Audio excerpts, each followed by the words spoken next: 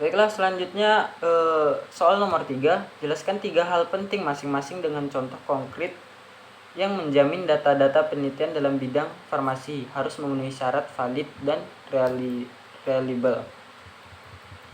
Nah, kita masuk ke validitas. Validitas sendiri yaitu alat pengukuran terhadap suatu hal yang dimana seharusnya itu tetap terukur. Sedangkan reliabilitas yaitu suatu konsistensi dari suatu pengukuran alat ukur sendiri. Validitas dan reliabilitas ini adalah acuan evaluasi dari suatu penelitian. Contoh untuk validitas sendiri yaitu konstruk. Nah, konstruk sendiri yaitu ketaatan suatu ukuran terhadap teori yang ada dan pengetahuan tentang konsep yang diukur. Validitas konstruk atau konstruk validity itu tuh berkaitan dengan konstruksi ataupun konsep bidang ilmu yang akan diuji validitas alat ukurnya. Contohnya sendiri nih, seperti mengisi suatu kuesioner dan mendapatkan skor yang sama kuatnya dan menunjukkan bahwa hal tersebut itu valid gitu. Contoh yang kedua itu yaitu pada konten validitas isi atau content validity. Content validity ini adalah ketepatan suatu alat ukur yang ditinjau dari sisi alat ukur tersebut, sejauh mana pengukuran mencakup semua aspek dari konsep yang diukur. Contohnya sendiri itu tes yang bertujuan untuk mengukur tingkat bahasa suatu bahasa siswa di kelas berisi komponen membaca, menulis dan berbicara. Tapi itu tuh tidak ada komponen mendengarkannya. Yang ketiga itu ada kriterion atau kriteria.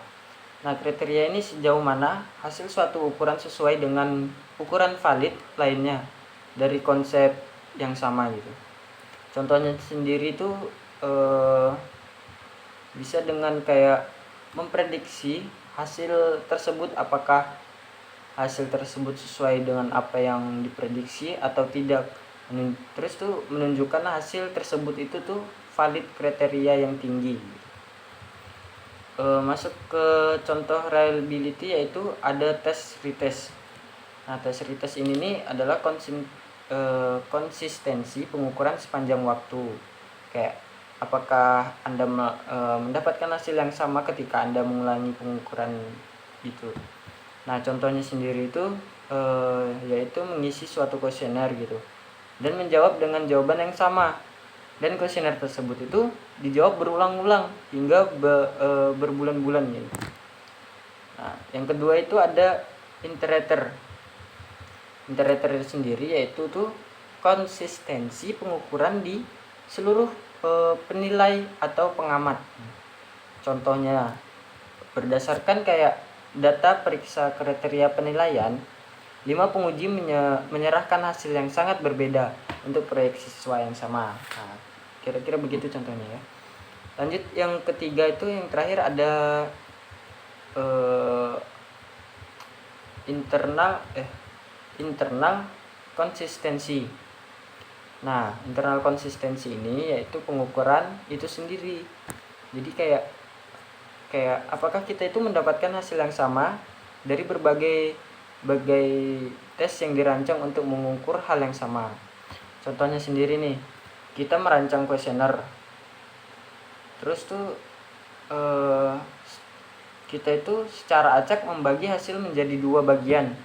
Harus ada kayak korelasi yang kuat antara 2 set hasil tersebut.